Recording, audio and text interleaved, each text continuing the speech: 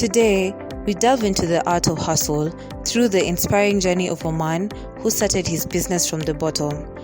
Our protagonist's story is a testament to hard work, perseverance, and unwavering determination in the face of challenges. With nothing but a dream and sheer grit, he embarked on his entrepreneurial journey, paving his own path in the competitive business world. Through countless late nights and early mornings, he honed his craft and built his empire brick by brick, never losing sight of his vision. Despite setbacks and obstacles, he remained resilient, learning from failures and using them as stepping stones to his success.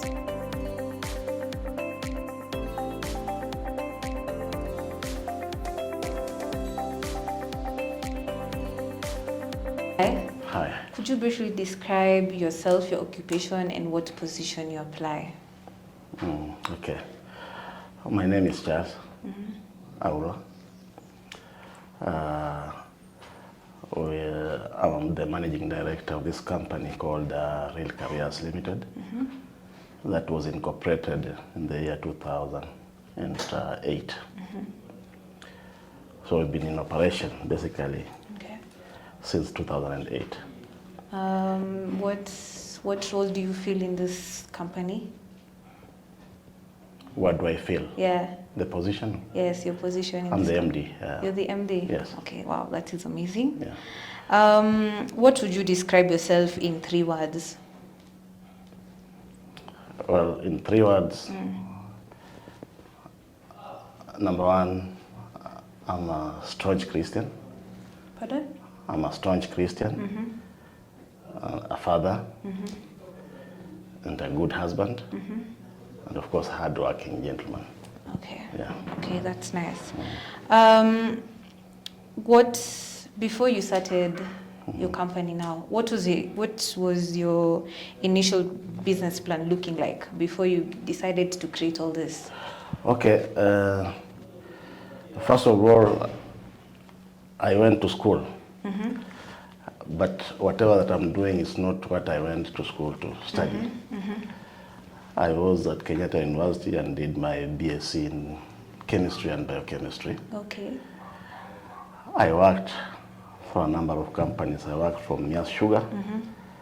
I worked for a company, at that particular time, it used to be called Glaxo Wellcome. Glaxo Wellcome. Today it's GlaxoSmithKline. Okay.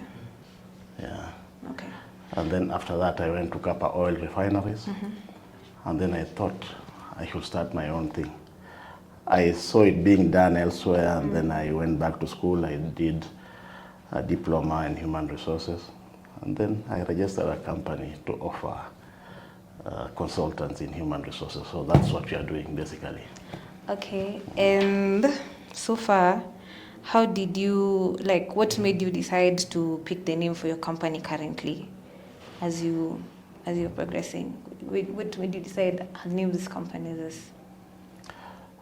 Well, picking the name of a company was my own initiative, and it was about careers, you know, jobs.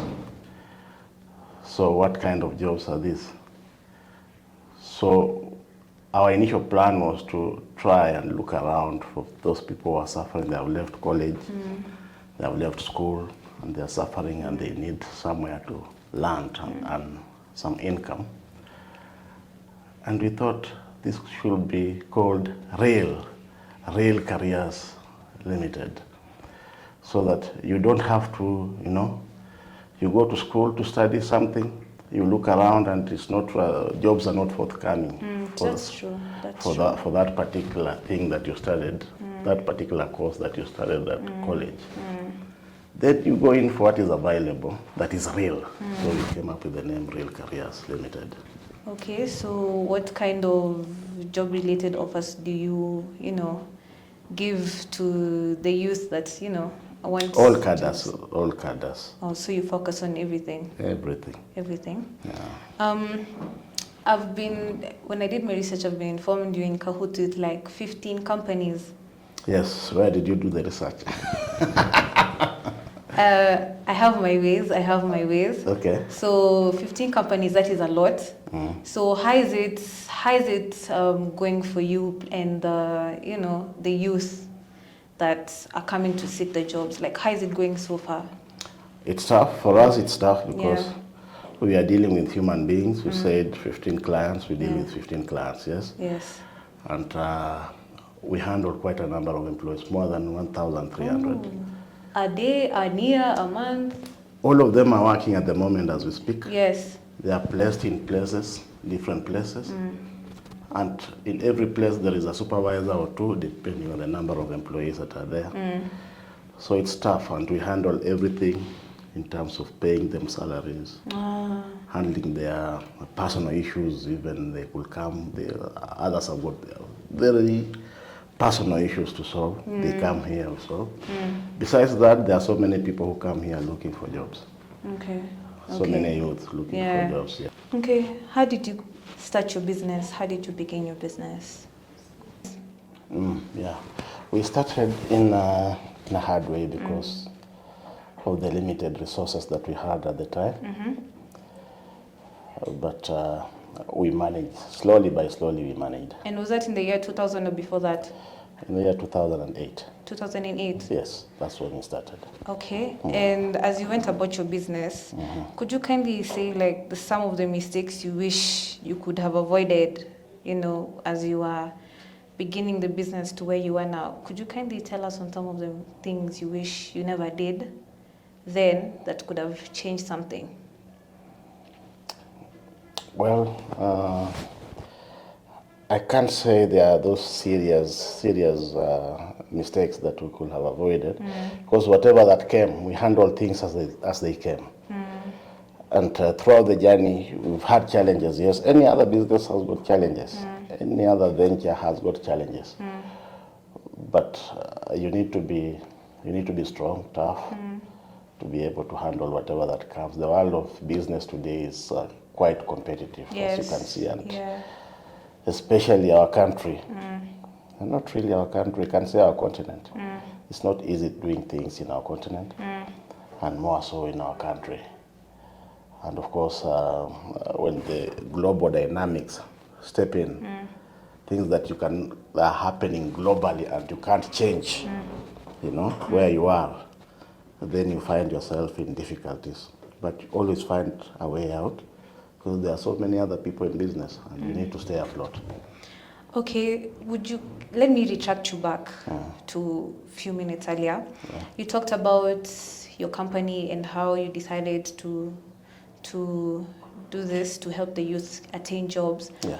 What made you decide you're going to do this particular type of job? Like, I get it, you wanted it to stand out, of which it has, but what made you sit down and say, anyway, like, I need to do this?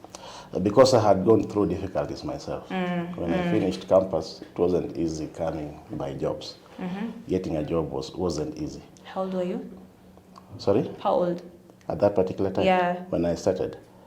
Yeah, when you, like, through your difficult, that was after university now. Yes. So you were, let's say, 19, 20, 21? I finished campus at 21. Finished campus at 21? Yes. So again, jobs were unavailable and you decided? Yeah. I stayed for 10 years without a job. 10 years without a job? Yeah.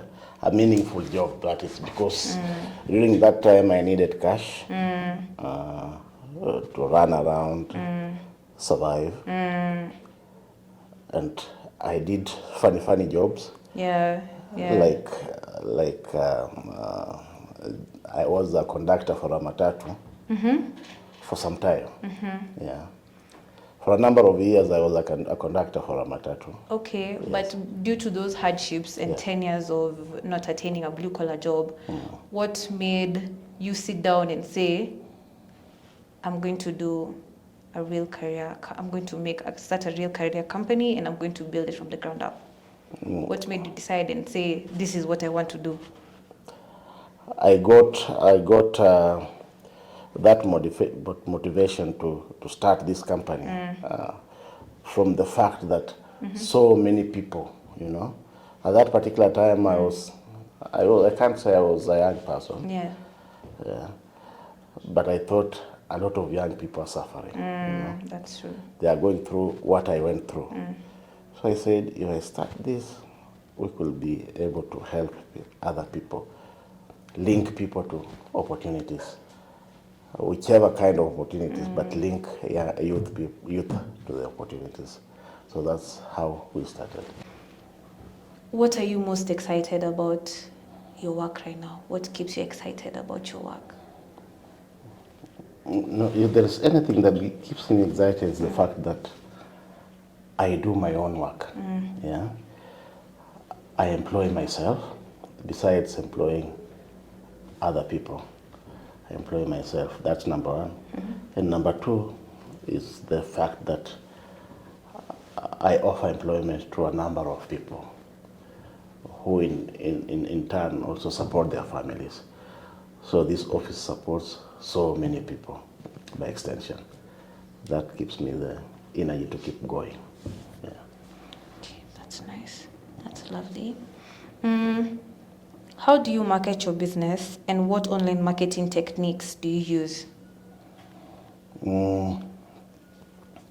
Well, when we started, we did a good job for the first client. And from there, marketing has just been by word of mouth.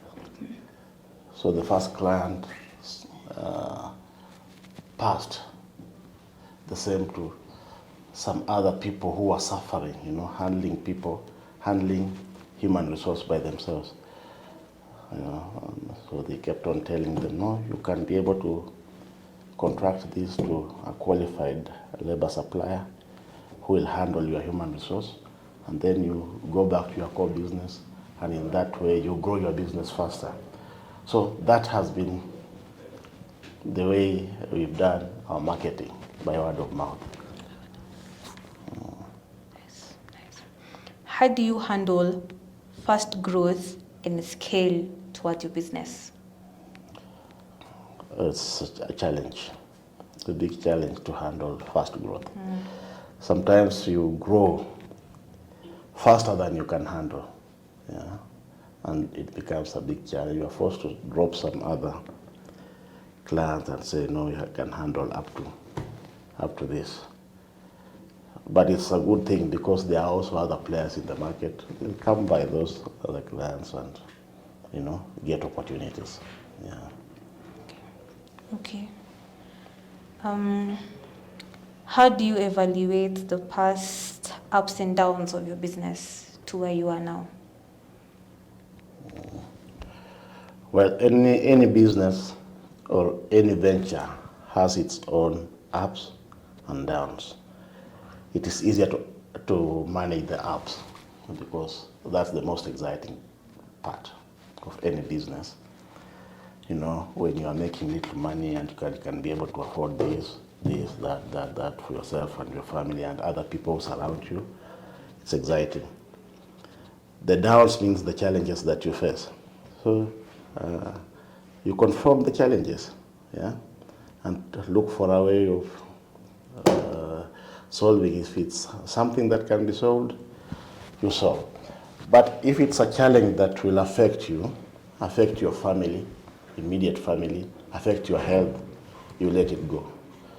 So sometimes we let go other issues that are beyond us, and they could also come in between ourselves and our health, ourselves and our family, because to us, our families come first. Yeah. So if there's anything that will come in between myself and my family, I'll drop it. Okay. How do you raise funding for your business? We raise funding through the fees that we are paid by clients. That's the only way we raise our money. How has your business shifted over time, not only financially but in other aspects? Well, we've witnessed growth from the time we started. We started in a small office with a small number of employees. I was alone when I started. Initially, I could be able to do anything and everything on my own. So eventually, and it was in a one room somewhere in one room, within this locality, Okay. but in one room. Okay. Eventually, I hired an office messenger to assist me drop, letters, profiles, and sent him banking, that kind of thing. And then growth was a bit faster, so we hired people a little bit faster. We hired an accountant, the head of human resources. We moved offices. We went to another bigger office, Dogo. We overgrew the office, and that's how we found ourselves in this particular place. Okay. With this number of employees that you see around that are here, and of course with the others that are not here. Okay. What KPIs do you use to measure your business success? That one can be best handled by our head of human resources. Maybe you can have an interview with her later. No problem. Currently, as you're doing Real Careers, what else are you working on right now? Well, my desire is to go into, because Real Careers has been into providing a service. We provide a service. But my ultimate goal has always been to have a manufacturing farm, manufacture anything, even if it will cost 1 shilling, whatever the product, even if the product will be going for 1 shilling each. That has been my desire, and I believe it is going to happen. Yes.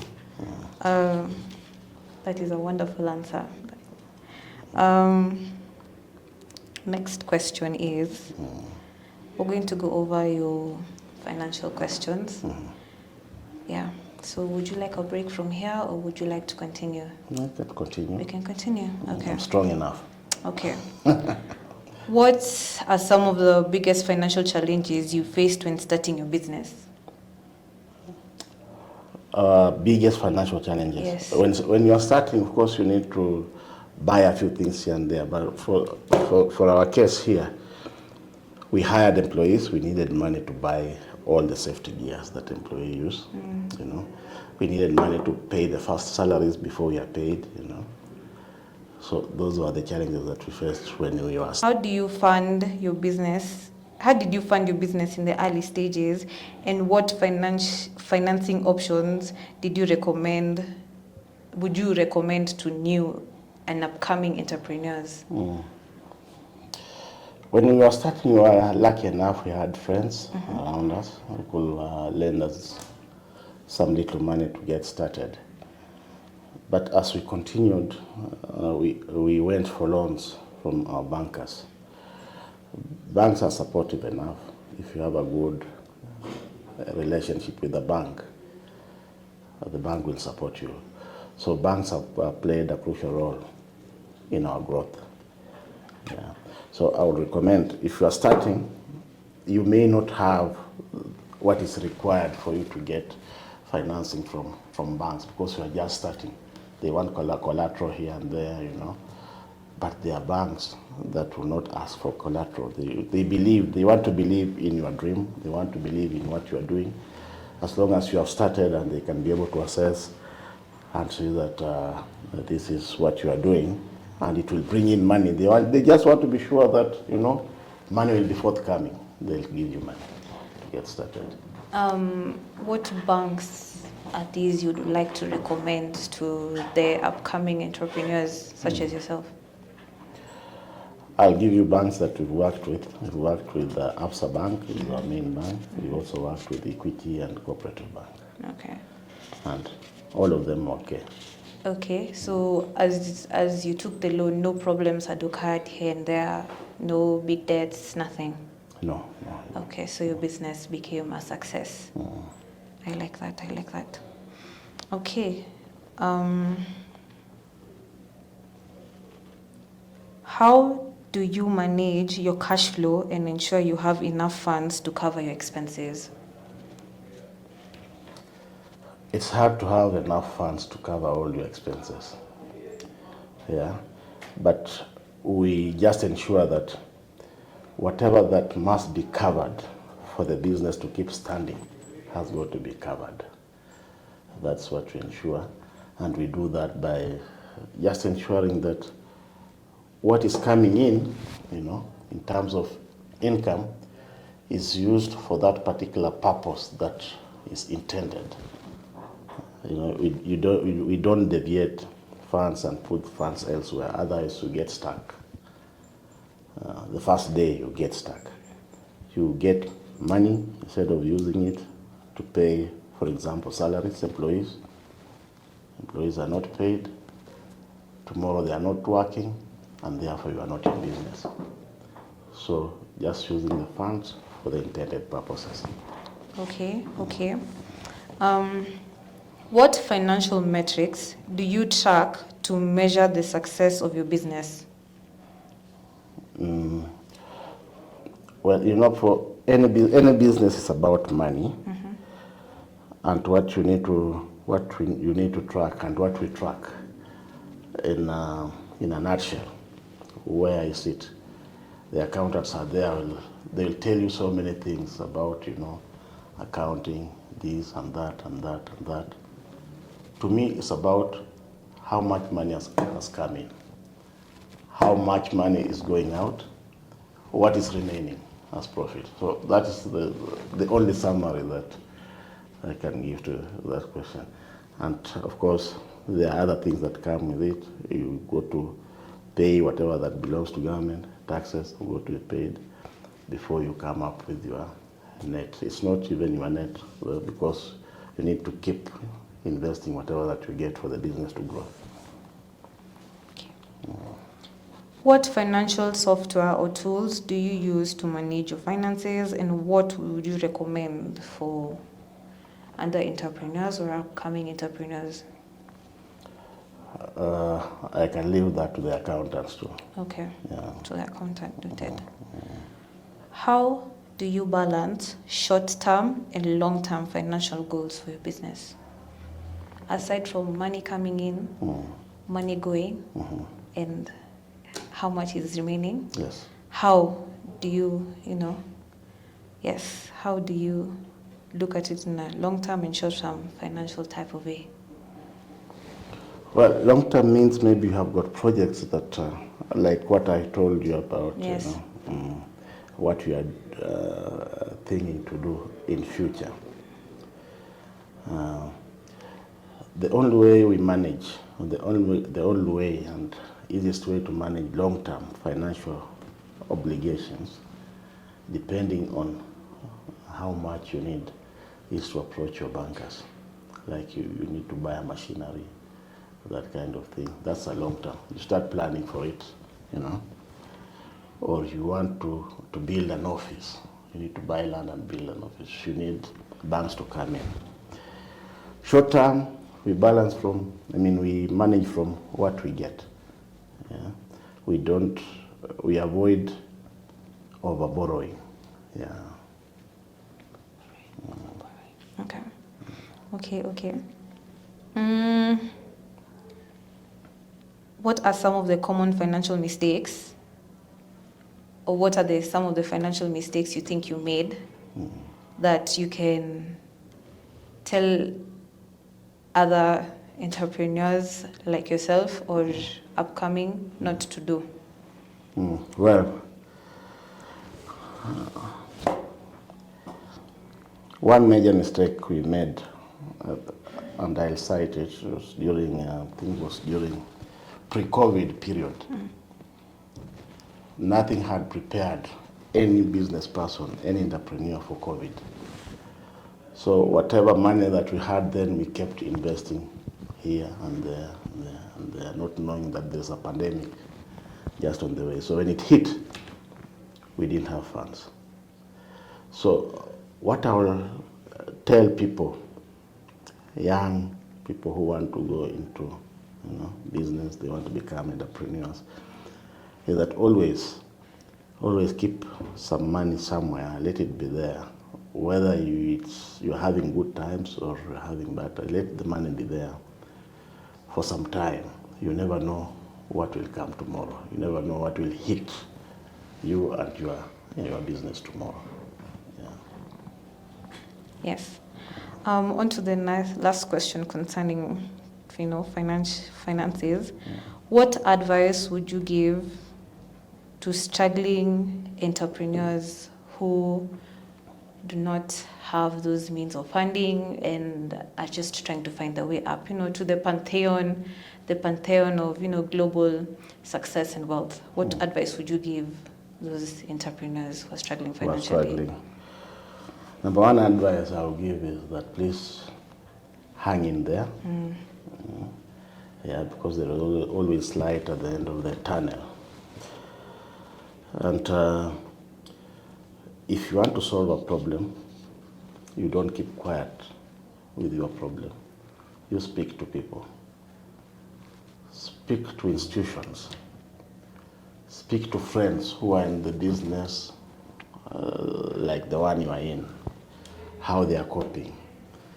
You will not find so many who will assist you, but at least you'll find one who will show you the way. This is how I did it. I was in this particular problem, and this is how I got out.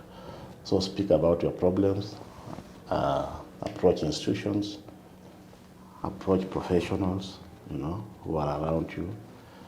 Institutions means banking institutions and other professional institutions. They'll give you advice, and eventually you'll find somebody who will hold your hand and get you out of that hole, and your business will be standing again. Okay. Yes, and so due to you being a really successful businessman, I would really want to know more about your mental health and, stuff outside from here. So is it okay if, No okay. problem. How, first of all, how did you build your team when you first began this business? We advertised for positions. Okay. Yeah. And I interviewed and got the best people. I can call them the best because so far so good. Yeah. And because you chose the best in your team, are there the reason as to what motivates you, like aside from also helping clients and having the best team, what else would you say drives you, to keep moving forward aside from helping customers and having the best team? Yeah. What keeps me waking up every morning to come to work is the fact that I have a family to feed, take care of, children to take to school, pay their school fees, give them good education so that they can be successful people in the society.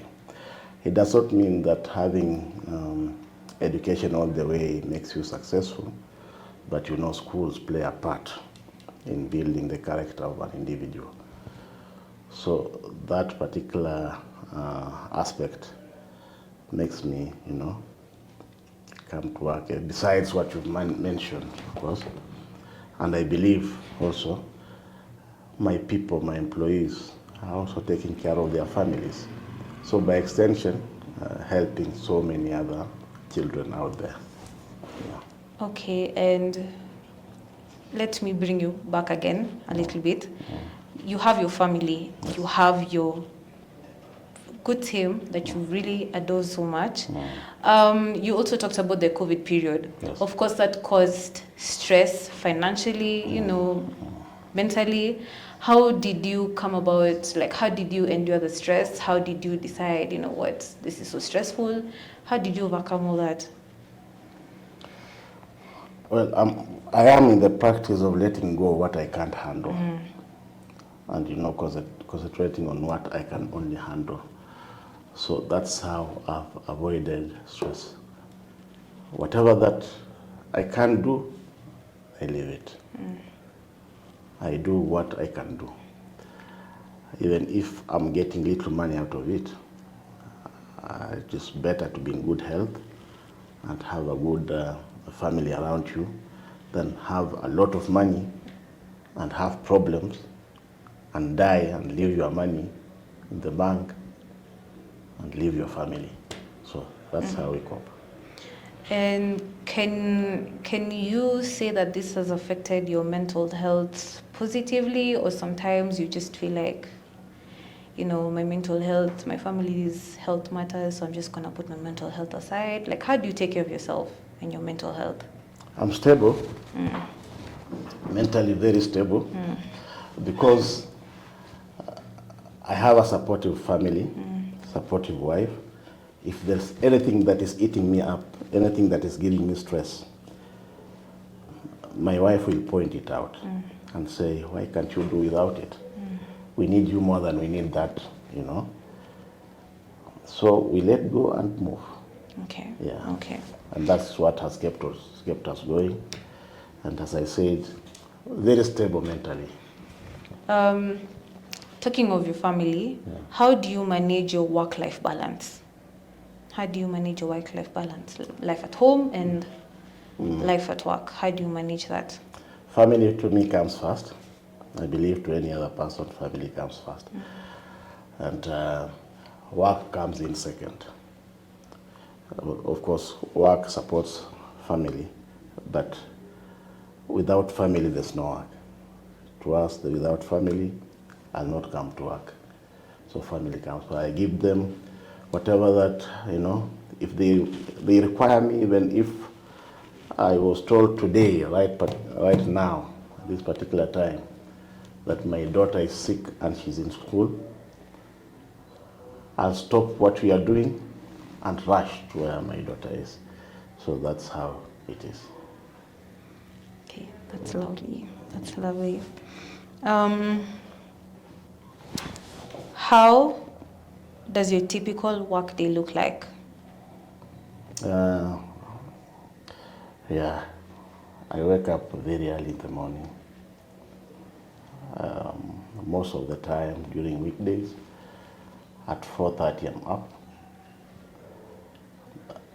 I do a few things in the house. I've never been in that habit of letting the bus collect my children from home and take them to school. No, I drop my children in school and I take them back home. So I give work the number of hours that I should give. I give my children the number of hours that I should give, and I give my wife the number of hours that I should give. That is how I work. And, this is out of question, but what advice do you want to give fathers out there who are entrepreneurs such as yourself and are finding it hard to give time to their families, and just, because what advice do you want to give them? Those who are workaholics, what advice do you want to give them?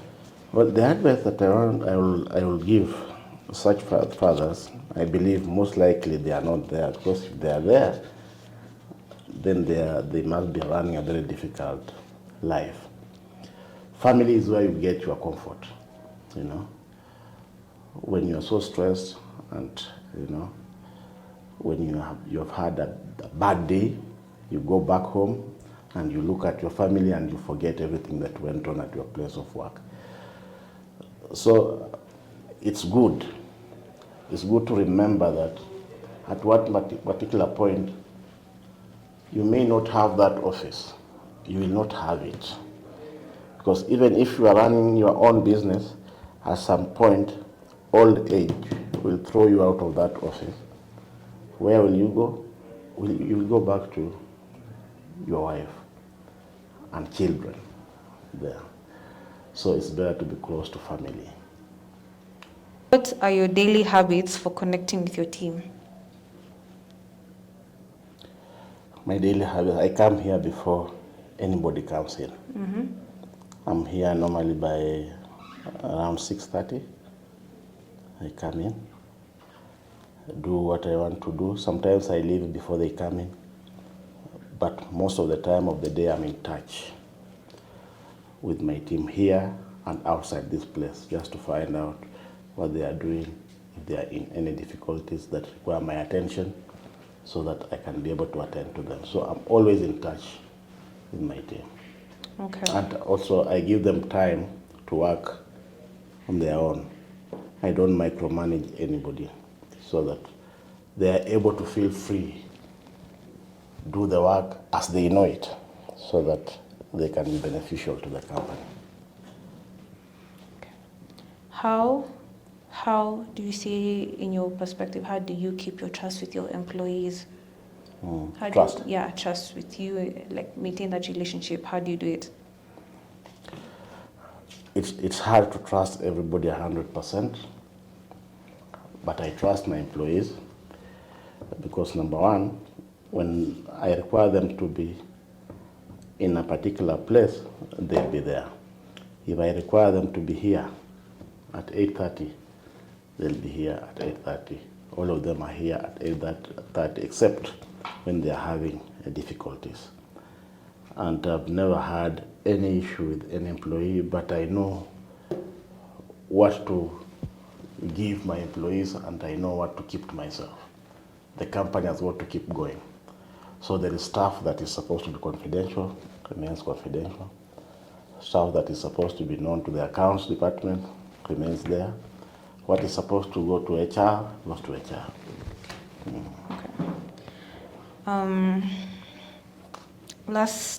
Last leadership question. How do you say you fare well as a manager between you and your employees? How do you think you fare on? We fare on well. No issues. If there are issues, of course, with human beings there are always issues. But we'll sit down and resolve issues and move on. And that has kept our employees working. We have a very low turnover, by the way.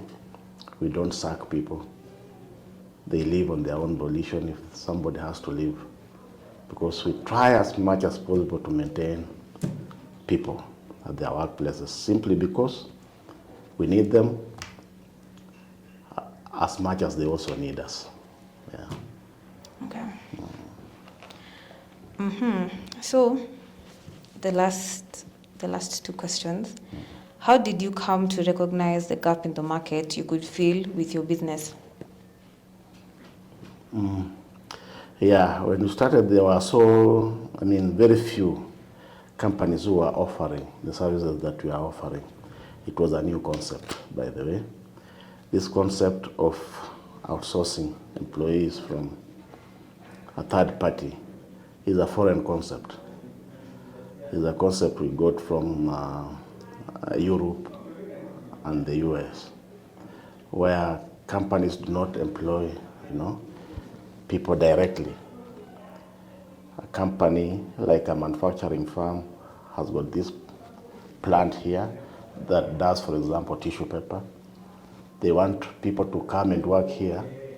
They simply hire one person, one company, and tell the company, we need you to manage this particular place. So you look at that place, find out the number of employees who work there and the work that they'll do there, and then bring the people. And then you receive your money from your client, you pay your employees, you are done. Okay. It's easier to operate like that. How do you differentiate your business from the others in the market? Others who are doing similar. Yes. We offer the best. Yeah. We are close to our clients.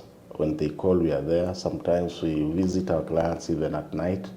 If there is something that has happened at the premises of the client, an employee has fallen sick, an employee who belongs to us, we'll go out of our way and go there and take that employee to hospital. That is how we stand out. And throughout the 16 years of building your business, can you say it has been a great success, not only to you, but in relation with your employees? Yes, it has been a good success. Okay. Because number one, we've experienced growth, and we are still growing. And number two, we've not had major issues of losing our core employees. No. The employees that we hired, I can say in the last 16 years, I think only 2 left this office and we replaced them. But the rest have been here since we started. I understand you also have a tourism company. Could you kindly expound, with the name and when it started, how many years, and its success story? It's called Lesara Tours and Travel. We started in the year 2018. 2018. We started the operations because there was a tour company around this place that went down. So at that particular time, we had some good financial muscle, and we took over the employees and started that company there. It was doing well, ticketing and tours. But COVID hit it, it went down, never picked up again up to now. Hello. Hello. Could you please say your name and your occupation in this company? Okay. My name is Akaro Alusaga, HRM, Real Careers. Okay. And how is the role of HR taking? Like, how is it for you right now? And how long have you been here and working as a HR for how many years? Working in this company or like a HR? As a HR. In total? Yeah. Okay. I've worked as a HR for more than 20 years. Worked with Real Careers for more than 10 years. Real Careers is a group of companies. We are an umbrella to many companies. We do outsourcing. As you know, HR is all about people. So managing people is not that easy, but we have to cope. That's what I can say. Okay. Yeah. Now that you said it's all about people, let me indulge further. Your recruiting and hiring, how is it, for you in terms of recruitment and hiring of people? Recruiting and let's say recruiting and dismissing. When we recruit, it's fun. When we dismiss, it's fun and sad. And it's sad in the point that you are parting ways maybe not in the right way, or you're parting ways not willingly. You don't have to part ways because someone is on the wrong. You can part ways because maybe things are not working. Okay. Or maybe the company is not doing well. Okay. You can part ways. You can recruit where there is need, where possible, or you recruit. In most cases, actually, we don't recruit for our own. We recruit for other companies. Okay. So we go by the needs of that particular company. So when a company tells us it needs like casuals, what kind of casuals does this company need? Do you need educated casuals? Do you need just employees who go to do the normal manual work? But nowadays you find that because of the scarcity of jobs, you get graduates, they go do manual work. At the end of the day, they look for greener pastures. Okay, and aside from the dismissal, in terms of recruitment, how is your training regime, like the training you're training the youth? I had the supervisors that goes and supervises. So how does it go? The training? That question is not clear. As you recruit, of course it's supervision, but it's also in form of training. Now you as the HR, how do you ensure this training is going well, especially for the other company?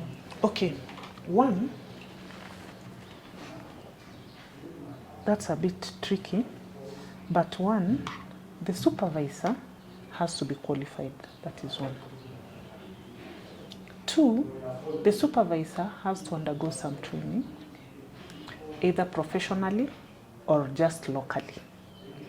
when the supervisor is being recruited, the supervisor has to have some basics.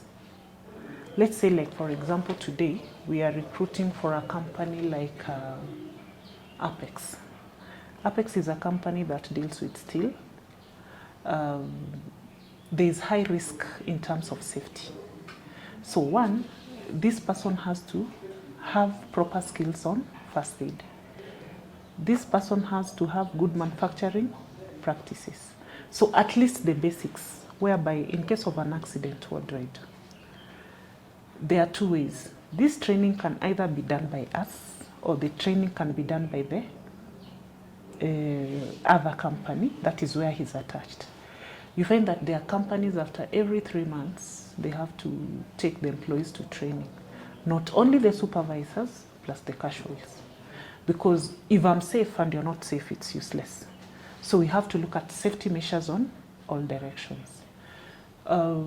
When we take an employee for training, we take the employee as real careers. We take you for training, let's say like for 6 months, you train, go back, then you impact the same knowledge to the casuals. Now that is when we are doing it ourselves. Let's say you can take an employee at St. John's for training. They give first aid and they give firefighting training. Then we usually must have what do you call it?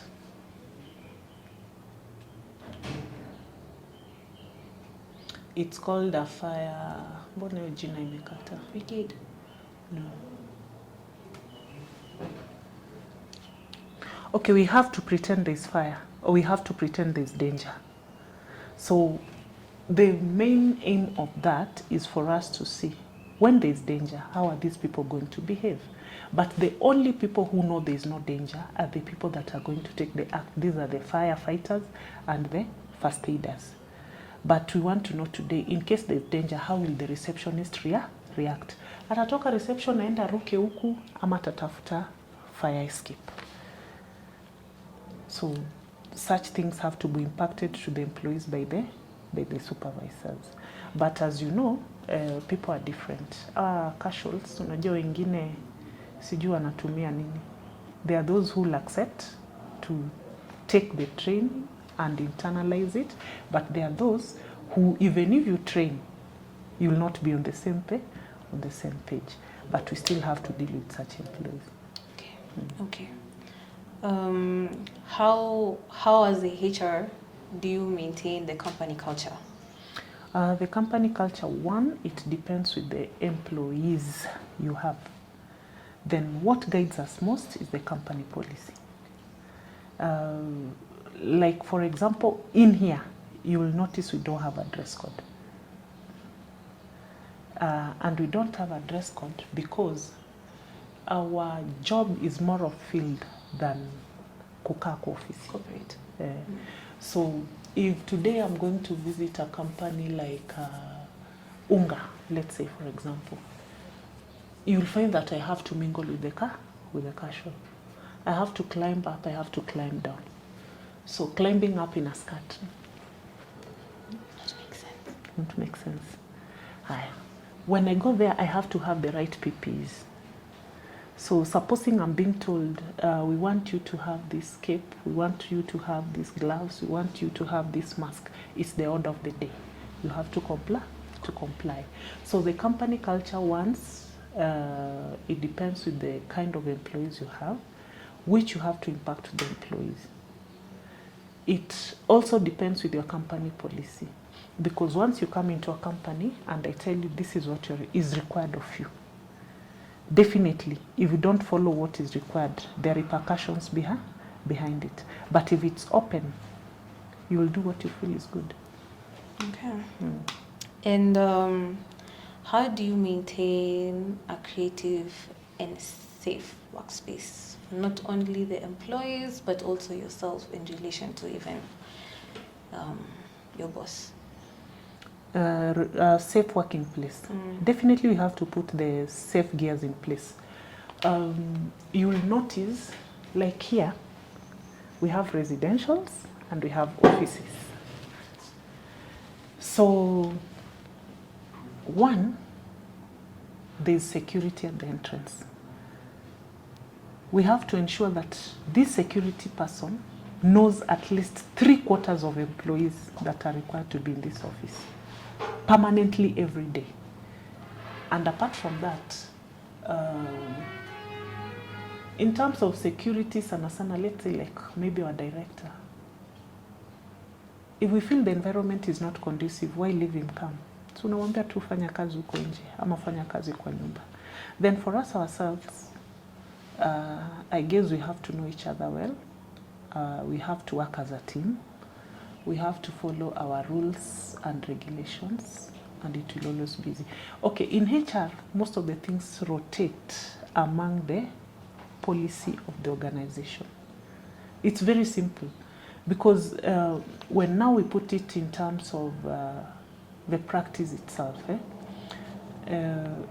the Workman or the Employment Act requires you as an employee coming in, we have to ensure there is proper sanitation, proper ventilation, proper lighting.